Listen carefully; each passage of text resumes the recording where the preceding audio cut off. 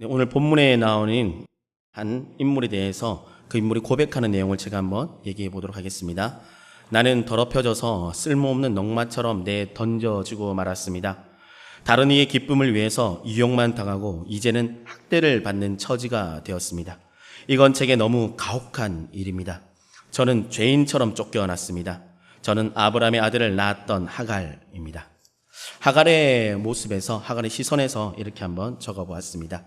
오늘의 본문인 창세기 16장에 나오는 이야기, 바로 이 하갈에 대해서 좀 초점을 맞추고자 합니다.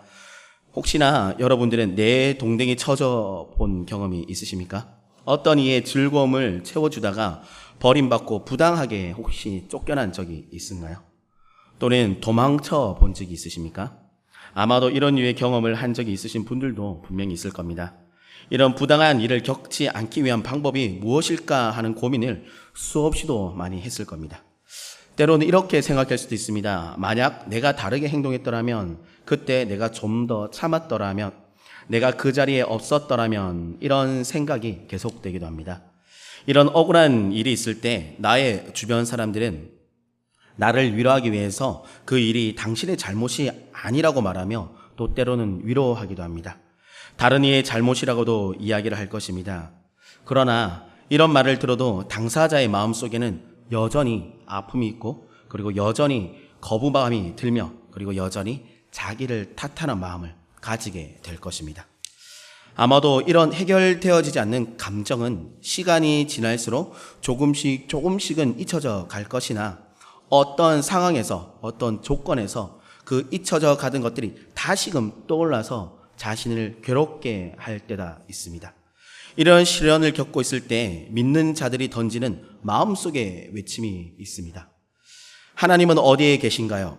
도대체 어디에서 무엇을 하시기에 지금의 나의 모습을 보시고도 침묵하십니까?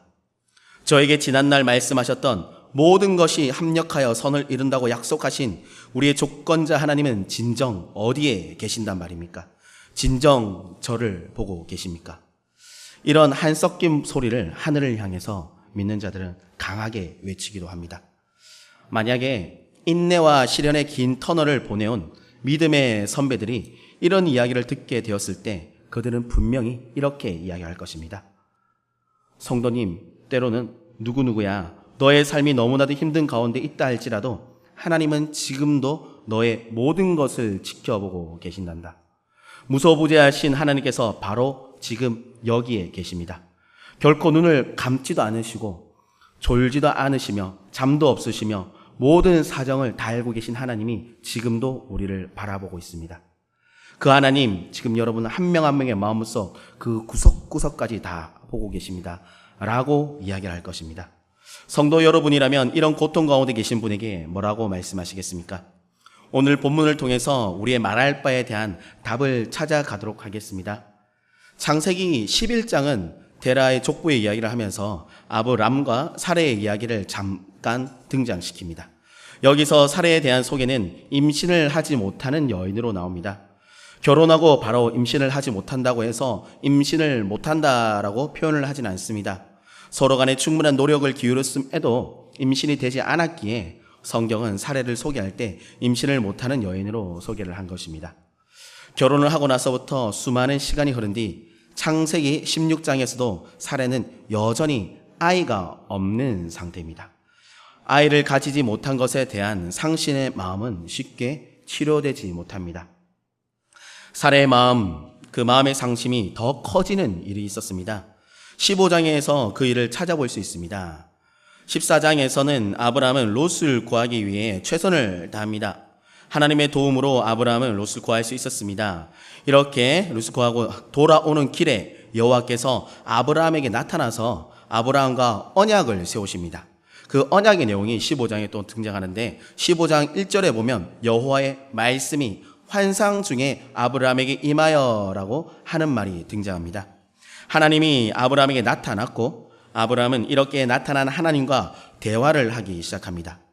그 15장 2절에서 아브라함은 하나님이 나에게 어떤 상급을 주실지라도 나에게는 자식이 없기 때문에 무엇을 준다고 할지라도 주신 것의 상속자는 나의 시중의 사람이 되지 못할 것입니다. 라고 아브라함은 한탄 섞인 이야기를 합니다. 하나님은 이러한 아브라함의 마음을 아시고 약속의 말씀을 해주십니다. 아브라함, 너의 상속자는 바로 너의 몸에서 나올 자가 그 상속자가 될 것이야. 아브라함에게 위로의 말과 언약의 말을 해주시면서 그리고 언약의 행동을 체결하십니다. 피로써 그 언약을 맺으십니다. 15장의 내용을 다시 한 번 더 이야기하면 이렇습니다. 이렇게 놀라운 일을 아브라함이 혼자만 알고 있었겠습니까? 저도 밖에서 있었던 일들을 집사람과 공유를 합니다. 그러면서 집사람과 이런저런 이야기를 합니다. 최근에는 집사람과 이런저런 이야기를 하는 시간이 많이 뜸해지긴 했습니다. 저도 최근에 저희 아버님 또는 할아버지처럼 경상도 남자가 되어가는 모습을 발견하는데 전화를 해서는 저도 정말 이러더라고요.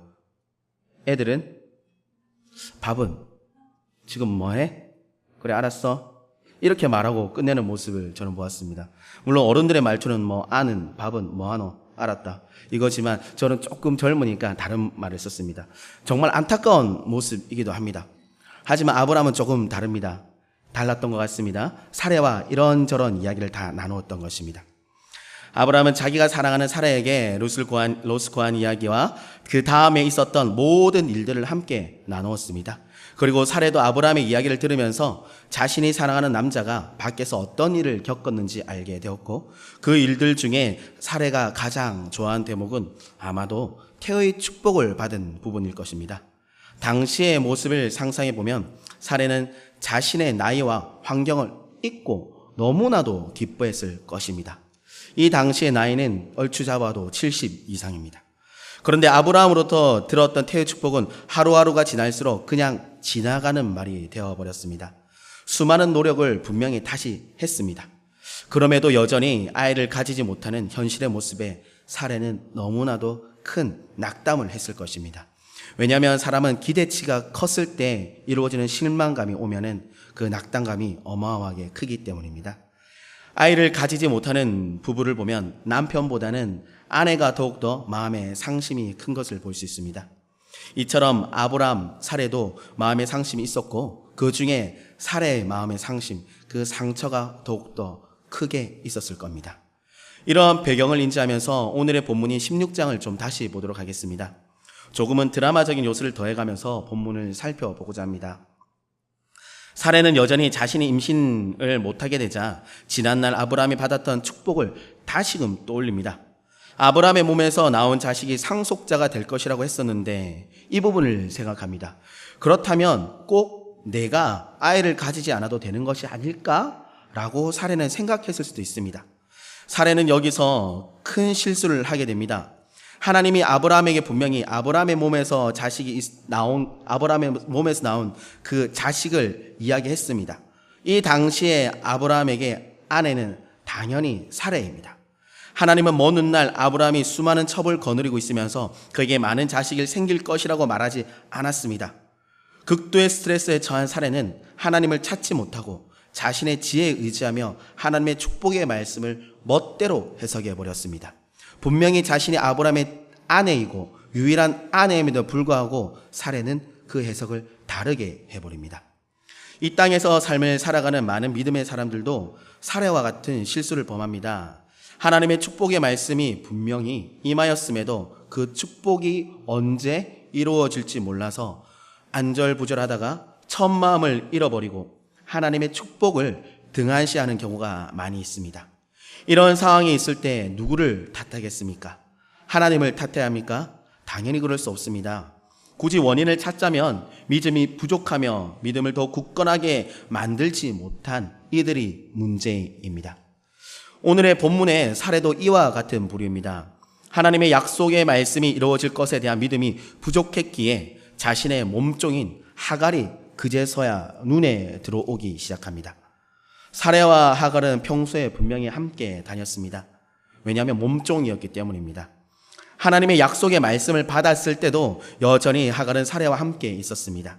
사라가 여러 가지 노력을 할 때도 하갈은 옆에서 있었으며 그 사라를 도와주었을 것입니다. 하나님의 약속의 말씀에 대한 믿음이 흔들리기 시작할 때도 사라의 옆에서 여전히 도움을 주면서 하갈은 존재했습니다. 그런데 이때 믿음이 장성하고 하나님의 축복의 것을 강하게 붙잡고 있을 때는 사라의 눈에는 하갈이 들어오지 않았습니다. 그러나 믿음이 흔들리기 시작할 때 사라의 눈에는 하갈이 점점점 인식되어지기 시작했습니다. 처음에는 아마 눈에 아른거리는 정도였을 것입니다. 그러나 시간이 지나게 되고 실망감이 더해질수록, 믿음이 약해질수록 사라는 수많은 고민과 함께 하갈을 자신의 눈 가운데로 확실하게 눈도장을 찍었을 것입니다. 그리고 수많은 고민 끝에 하갈을 자신이 사랑하는 남편에게 보내어서 그의 상속자를 잉태하게 만드는 일까지 일어나게 됩니다. 우리도 하나님과의 깊은 교제 가운데 있을 때는 나의 주변에 있는 어떠한 것들로도 나를 나는 그 유혹에 넘어지지 않습니다. 하지만 하나님 교제가 깊어지지 않을 때, 세상 가운데 나를 방치시키게 될 때 나의 주변에 여전히 있었던 그것들이 이제서는 나를 강하게 유혹하는 요소가 되어집니다. 지금 우리 주변에 나의 신앙을 힘들게 하는 것이 있습니까? 그러한 것이 나를 힘들게 한다면 주님과의 만남을 더 깊게 가지셔야 합니다. 나를 힘들게 하는 것들은 이미 이전에도 나의 주변에 존재했습니다. 그러니 믿음을 더 굳게 하셔서 시험에 들지 않도록 해야 합니다. 여기서 잠시 하갈의 입장에서 이 일들을 살펴보고자 합니다. 하갈은 사라의 몸종이었습니다. 그렇기에 사라가 요구하는 것은 무엇이든지 실행을 해야 하는 위치입니다. 사라가 아브라함으로부터 약속의 말씀을 받고 왔을 때 하갈은 너무나도 함께 기뻐하며 그리고 함께 축복을 해 주었습니다. 보통 여성분들은 자신의 기쁨을 다른 누구와 나누기를 좋아하는 성향을 가지고 있습니다. 사라도 한 명의 여자였고 그 몸종인 하갈도 여자였기에 기쁨을 감추지 못하고 서로의 마음을 나누었던 것입니다. 그리고 임신을 하기 위해 노력하는 사라 옆에서 하갈은 열심히 도왔습니다. 그리고 사라가 힘들어할 때 낙담하는 모습도 옆에서 지켜보면서 또 때로는 그녀를 위로하였습니다. 이방인이었던 하갈도 사라를 위해서 때로는 하나님께 도움을 구했기도 했을 것입니다. 그런데 어느 날이었습니다. 사라가 조용히 하갈을 부르더니 지금 자신의 마음이 너무나도 힘들다는 이야기를 하기 시작합니다. 그러면서 하갈에게 자신을 도와달라는 그런 분위기를 만들고 그런 이야기를 합니다. 그러다가 결정적으로 사라가 원하는 이야기를 하갈에게 합니다. 바로 자신의 남편에게 가서 그로부터 그 씨를 받아달라고 하갈에게 이야기를 합니다. 몸종에게 이야기한다는 것이 무엇이겠습니까? 강력한 명령과도 말입니다. 이 이야기를 들은 하갈의 마음은 어떠겠습니까? 혹 어떤 사람은 이렇게 이야기할 수도 있습니다. 몸종의 신분에서 첩의 신분으로 바뀌운 놀라운 기적과도 같은 일이 일어났구나. 이것은 정말 축복하고 기뻐해야 될 일이라고. 이런 말도 안 되는 말을 한 자도 있을 것입니다. 여러분 한번 생각해 보십시오. 당시 아브라함의 나이는 약 80세 중반이었습니다. 몸종인 하갈의 나이는 어땠겠습니까? 성경에는 그 나이가 정확히 나와 있지는 않습니다. 그러나 추정해 보면 하갈의 나이는 충분히 임신이 가능한 나이였을 것입니다. 그리고 하갈이 아직 결혼하지 않은 것으로 보아 결혼 정년기에 접어든지 아니면 그 정년기보다 조금 모자란 그 나이에 준하는 나이였다고 생각해 볼 수 있습니다. 아니면 조금 그 정년기를 지났든지. 그렇다고 한다면 아브라함과 하갈의 나이 차는 정말로 상당히 나이가 많이 납니다. 이것을 다시 말하면 하갈의 나이를 그냥 18살이라고 생각해 본다면 아브라함과 나이 차이는 대략 한 70세가 납니다. 70세가 조금 못되기도 합니다. 나는 18살과 약 70세가 나는 그 할아버지, 꽃다운 나이라고 표현되는 그 나이, 때론 고등학생, 지금 대학에 막 들어가는 그 나이가 할아버지를 만난다고 한번 생각해 보십시오. 그리고 그냥 좋은 할아버지가 아니라 나의 짝이 된다고 한번 생각해 보십시오. 정말 욕을 들어 마땅한 할아버지입니다. 요즘 같은 시대에는 한쪽의 재산을 보고 이러한 일이 벌어지는 경우도 있기는 합니다. 하지만 그 어느 여인이 그것이 좋다고 받아들이겠습니까? 하갈도 마찬가지입니다. 자신의 여주인이 자신에게 한 말을 처음에는 이해하지 못했을 것입니다. 왜냐하면 너무나도 당황스러운 이야기이기 때문입니다. 그러나 사라가 계속해서 하갈에게 이야기를 하자 그녀는 사라의 말을 알아듣고 그녀는 믿었던 사라로부터 배신감을 느꼈을 것이며 눈에서는 하염없이 눈물이 흐르기도 했을 것입니다. 모든 것을 체념한 하갈은 결국 사라의 말을 따라서 아브람에게로 들어갑니다. 이때 사라는 아브람을 만나서 그녀의 계획을 이야기합니다. 아브람은 사라의 이야기를 듣고 그녀의 의견을 존중해서 따르게 됩니다.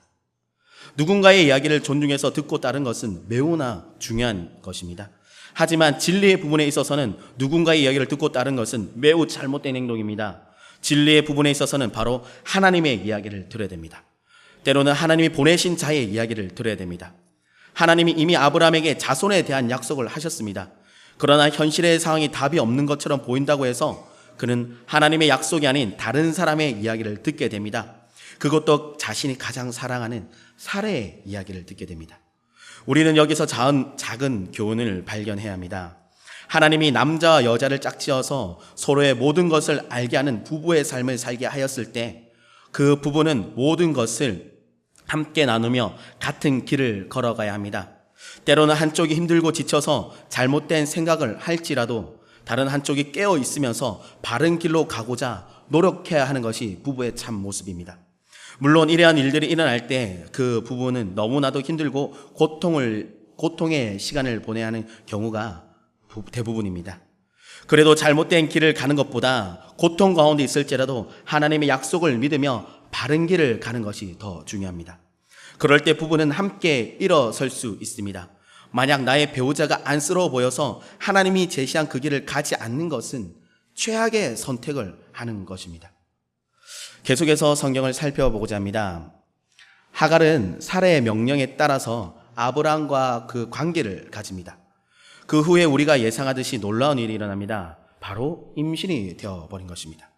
사라가 임신이 되지 않았을 때 혹 이런 생각을 가질 수도 있습니다. 아브라함에게 문제가 있는 것은 아닐까. 하지만 아브라함은 그러한 의혹을 한 방에 날려버립니다. 하갈이 임신을 한 것이 바로 그 증거입니다. 하갈은 아브라함의 첩이 되고 임신을 한 사실을 알기 전까지 어떻게 하루하루를 보냈는지는 알 수 없습니다. 하지만 하갈은 자신이 임신한 사실을 알자 하갈의 태도에서 어떠한 생각과 어떠한 삶을 살았는지 발견할 수 있습니다. 4절에서 나와 있는데 그의 여주인을 멸시했다고 성경을 밝히고 있습니다. 어쩌면 하갈은 사례로부터 마음 깊은 곳에서부터 상처를 받았기 때문에 그 증오의 마음을 가지면서 하루하루를 보냈을 것입니다. 그렇게 하갈은 자신이 임신한 것을 알자 임신을 하지 못하는 사례를 멸시를 합니다. 증오의 대상에게 화풀이를 하는 방법이 무엇이었겠습니까? 하갈은 여러 방법으로 사례를 힘들게 한 것이 분명합니다. 하지만 사례도 만만한 여인은 아닙니다. 처음에는 하갈이 임신한 사실을 알고 하갈을 위했을 것이며 그를 많이 아꼈을 것입니다. 그러나 하갈의 행동이 날이 갈수록 어이가 없어집니다. 그러다가 참다가 더 이상 참지 못하는 수준에 이르렀을 때 사례는 아브라함에게 찾아갑니다. 그리고 아마도 아브라함의 마음을 녹일 만한 행동을 했을 것입니다. 물론 사례가 애교를 부린다든지 그렇게 하지는 않았을 것입니다. 사례의 나이 또한 70대 중반이라서 애교를 부려서 아브라함의 마음을 녹이기에는 조금 무리가 있을 것입니다. 옆을 보시면 아시겠지만 그렇습니다. 혹 애교를 잘못 부리면 아브라함의 화를 돋굴 수도 있습니다. 물론 이후 창세기 20장에서 아브라함이 여전히 사례를 자기의 누이라고 속이는 장면이 등장하는데 그리고 사례는 왕에게 바로 간택을 받게 되는 장면도 나옵니다. 이것에서 유추해서 사례의 미모가 나이를 분문하고 요즘 말로 하면 전지현급으로 그만큼 뛰어났다고 생각할 수도 있긴 합니다. 그럼에도 불구하고 나이 많은 분이 그렇게 하면은 아마 화를 돋굴 수도 있습니다. 그러나 사례는 아브라함에 가서 다른 행동을 한 것이 아니라 아브라함과 깊은 대화를 나누었을 것입니다. 왜냐하면 6절에 아브라함의 행동이 너무나도 뜻밖이기 때문입니다. 아브라함은 자신이 기다리던 자신의 아이를 가진 여인을 마음대로 하라라고 이야기를 합니다. 이러한 태도에서 아브라함과 사라의 그 사이에 대화가 있었고 그리고 대화가 어떠한 것인지를 유추해 볼 수 있습니다. 아브라함과 사라의 대화의 내용은 아마도 지난날 그들에게 임한 하나님의 약속의 내용이 무엇이었는지에 대해서 그 이야기를 심도 깊게 나누었지 않았나 생각됩니다. 그리고 아브라함은 사례와의 대화 가운데 하나님의 뜻이 무엇인지 깊이 고민했을 것입니다. 그렇기에 아브라함은 자신의 씨앗을 가진 하갈을 포기할 수 있었던 것입니다. 만약 성경에 나와 있는 대로 사례가 화가 나서 하나님이 어떻게 하신지 남편이 생각해봐 이렇게 쏘았다면 남편은 도리어 반대로 쏘았을 수도 있을 것입니다. 그렇기에 아브라함과 사례는 깊은 대화를 나눴다라고 추정을 해보고 있습니다. 아브라함의 하나님이 좋아하시는 것을 취하기 위한 포기하는 삶은 나중에 이삭을 하나님께 제사 드리는 제물로 드릴 때도 찾아볼 수가 있습니다. 아브라함은 결코 그 여인들의 등살에 밀려서 그 여인 사례, 내가 사랑하는 여인의 등살에 밀려서 하갈과 그 씨를 포기한 것이 아닙니다.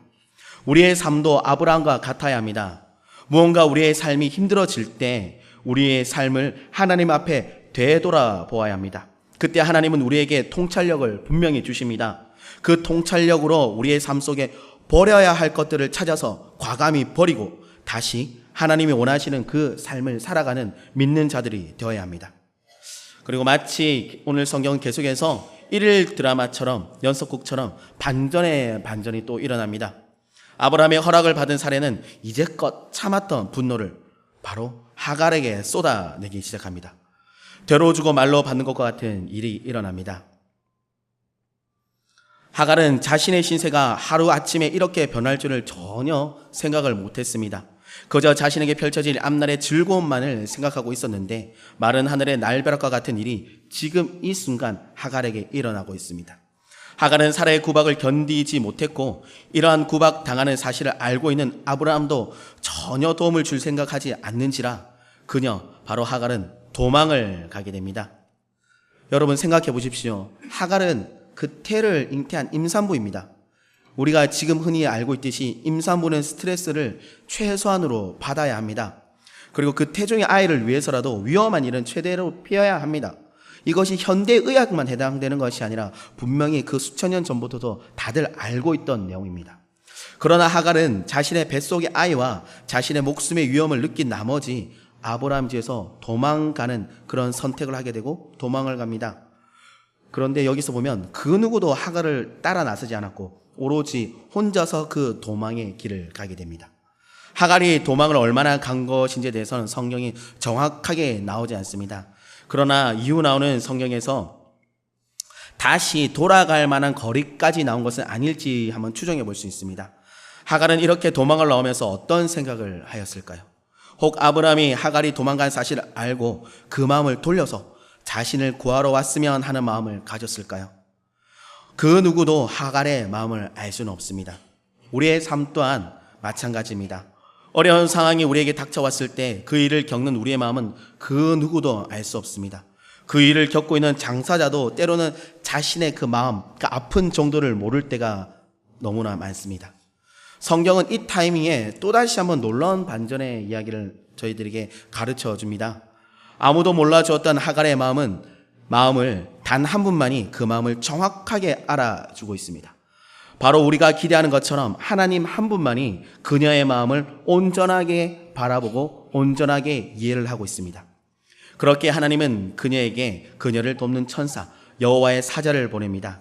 그런데 그녀를 돕는 천사 여호와의 사자는 조금은 뜻밖의 행동을 합니다. 여러분들 잘 알고 있듯이 지금 하갈은 심신이 굉장히 지친 상태입니다.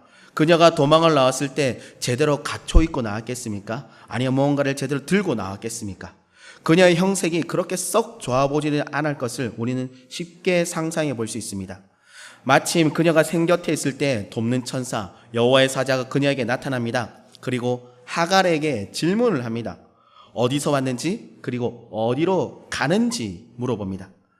여호와의 사자의 이야기를 들은 하갈은 지금 자신이 어떤 상황인지에 대해서 분명하게 이야기를 합니다. 하갈은 분명히 지푸라기라도 잡고 싶은 심정으로 자신이 만난 천사에게 자신의 이야기를 털어놓았을 것입니다. 만약 하갈이 자신에게 나타난 존재가 여호와의 사자임을 알고 한 대답이라면 정말로 다행이지만 만약에 하갈 앞에 나타난 자가 누구인지도 알지 못하는 상황에서 그녀가 지푸라기라도 잡고 싶은 심정으로 그녀의 이야기를 풀어놓았다면 그녀는 참변을 당하였을 수도 있습니다. 잡혀갔든지 아니면 도로 끌려갔든지 그녀가 생각하지 못한 일들이 펼쳐졌을 수도 있습니다. 하지만 하갈의 이야기, 그 모든 이야기를 들은 여호와의 사자는 하갈에게 이번에도 따뜻한 말을 하지 않습니다. 굉장히 충격적인 이야기를 합니다. 바로 내 여주인에게로 돌아가라고 말합니다. 바로 하갈을 핍박하고 죽을 만큼 힘들게 한 사라에게로 돌아가라고 이야기합니다. 그뿐만이 아니라 그에게 복종하라고 말합니다. 여러분, 성도 여러분들이 잘 알고 있듯이 복종이란 것이 무엇입니까? 주인이 종에게 시키는 모든 것을 행하라는 말입니다. 바로 그의 이전의 신분으로 돌아가라는 것입니다. 이것이 여호와의 사자가 내어놓은 해결책입니다. 어려움의 현장으로 다시 돌아가는 말을 들었을 때 하갈의 마음은 어떠했을까요? 아마도 그 자리에서 꼬꾸라지고 싶은 심정이었을 것입니다. 성도 여러분이라면 어떻게 했겠습니까? 나를 정말로 힘들게 하는 사람이 있는 곳에서 겨우 도망쳐 나왔는데 하나님이 다시 그리로 가라고 하실 때, 더 나아가 나를 힘들게 하는 그 사람에게 순종하라고 할 때 여러분은 어떻게 하시겠습니까? 성경은 하갈이 여호와의 명령에 순종할 수 있도록 하갈의 마음을 위로해 주십니다. 하갈의 태중에 있는 아이의 이름을 가르쳐 줍니다.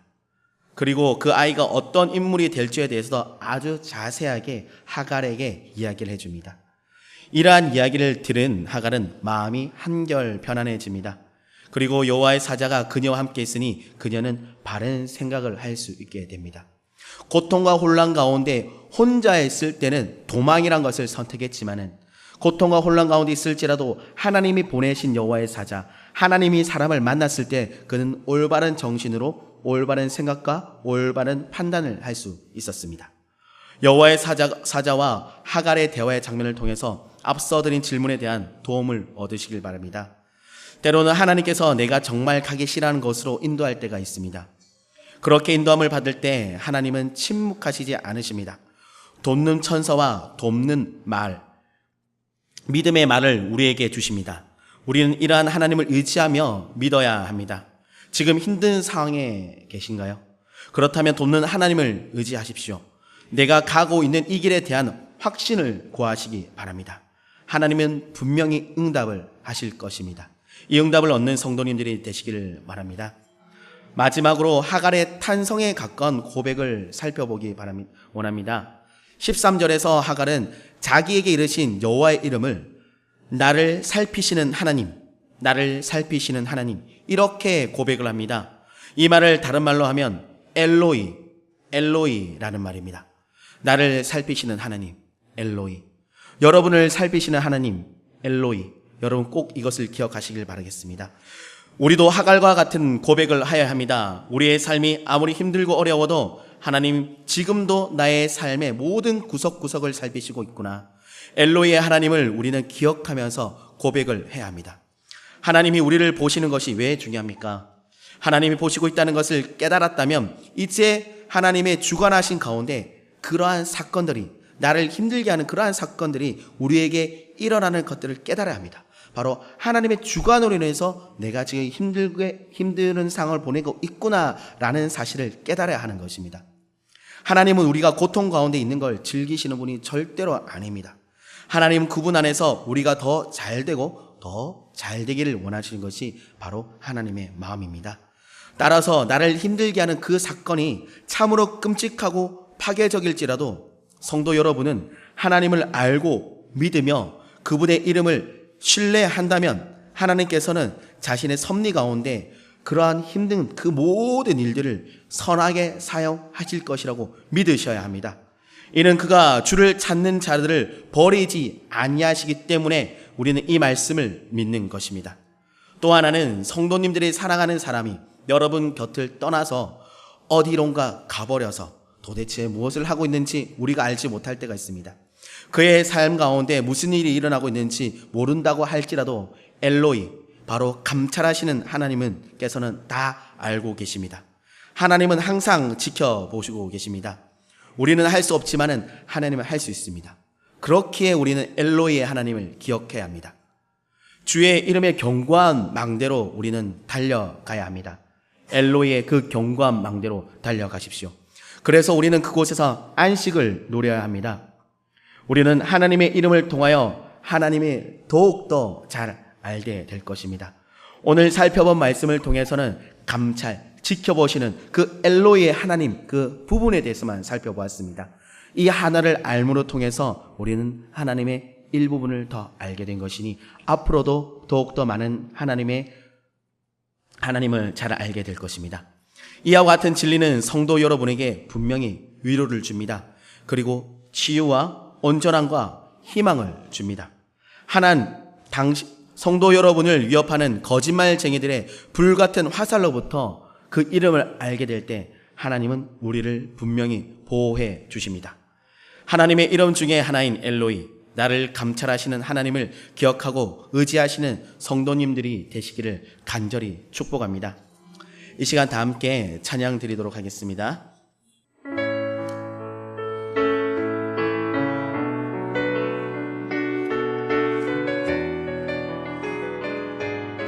하나님의 이름을 기억하면서 찬양 드리겠습니다.